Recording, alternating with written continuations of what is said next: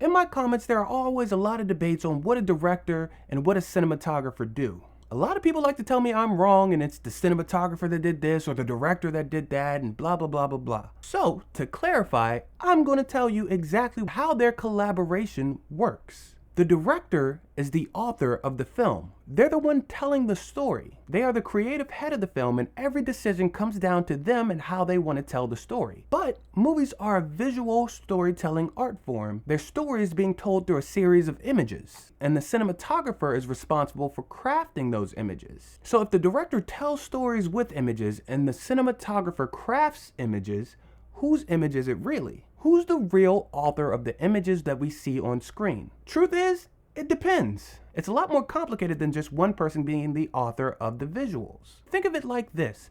Both the director and the cinematographer are responsible for the images that we see on screen, but the degree of responsibility depends largely on the working style of the director. Obviously, there are other departments that contribute to the image, like set designers, but we're not talking about them today. The director is in service to the story, and the cinematographer is in service to the director. In my mind, there are three types of directors: the clear vision director, the hands-off director, and the collaborative director. Now, the clear vision director has good knowledge of every aspect of the filmmaking process, and more importantly, they know exactly what they want. And a lot of times they know how to get what they want on their own. These directors tend to have a good knowledge of cinematography and will often compose the image down to the lens and focal length. Now, on the other hand, the hands-off director has some idea of what they want. They may know where they want to put the camera, how they want to move the camera, but for the most part, they're hands-off on crafting that image because they're focused mainly on other things such as acting. Now, the collaborative director works hand in hand with their cinematographer on crafting the image.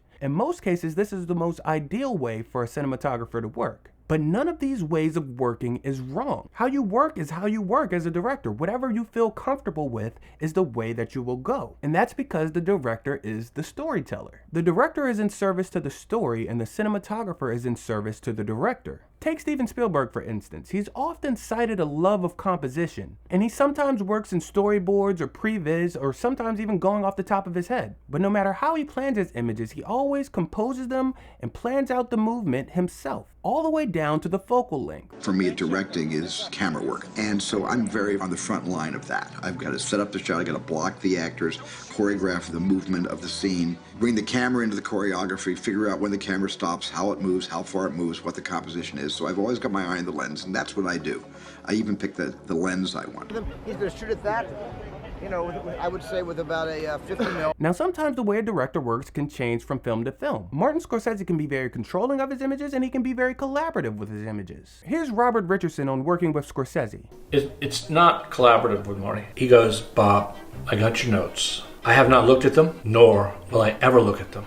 When I finish writing the script, I will give you a notes for every shot in the film. All right? I guess I'll be operating and lighting on this show." And here's Roger Deakins on working with Scorsese. And then I had a great relationship with him because we'd talk about this, we'd talk shots and the kind of feel he wanted, and then he really let me get on with it. Two top-tier cinematographers saying very different things about how the director works. And then you have filmmakers like the Coen brothers. They storyboard every single scene in all of their movies, and they work with their cinematographer beforehand on those storyboards. So when they get on set, they don't have to worry about telling the cinematographer where to put the camera because it's all in the storyboards. Generally, Joel and I do a draft of the storyboards by ourselves or with the storyboard artist, but then do a subsequent sort of second draft, as it were, with Roger. It's their vision, the DP just executes on it. It's a collaboration getting out what's in their heads and combining that with the ideas that the cinematographer brings to the table. Now, most cinematographers would kill for a chance to work with any of these directors, but they all have different styles of working. Cinematographers, I hate to break it to you, but it's way more important for you to adapt to the director's style of working than for them to adapt to your style of working. Some people want more help, and I like to work in all capacities. It's their story, and they're going to tell it the way they feel most comfortable. That being said, though, you don't have to work with a director that works in a style that you don't like. It's important for collaborators to meet and see if you like each other's working style. Also, a cinematographer shouldn't be afraid to challenge a director on the decisions that they're making. They hired you because they like what you've done in the past. So let your voice be heard. And directors should give their cinematographers space to come up with new ideas. They may have thought of something that you haven't even thought of before. Whether that's a new composition, a camera move, or camera placement. In every collaboration, there should be some give and take. As long as you guys are working in service to the story, then everything should be good. If you're doing something just because it looks cool, then you've already failed. The story is what's important. The director is in service to the story, and the cinematographer is in service to the director. So you don't go in thinking, I'm going to serve the director. Well, you do, yeah, absolutely. I mean, and some directors, I mean, they know exactly what they want, and it's very cut and dried, really. And other directors come from writing or theatre or something and basically don't have a sense of visuals and how you can use visuals in a filmic form, you know.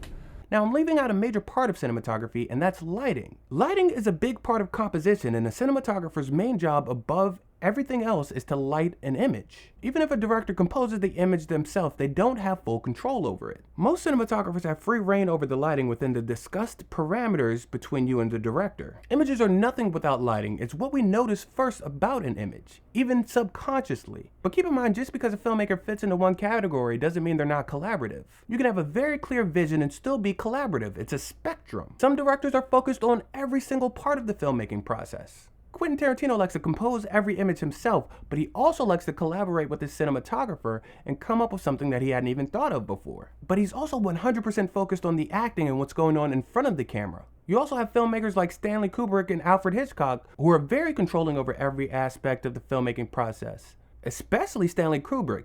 Not necessarily the most efficient way to work, but definitely gets great results. To sum it all up, the image is in service to the story, the director is the main storyteller, and the cinematographer is in service to the director. If everyone just keeps in mind that they're at service to the story, then everything will be just fine.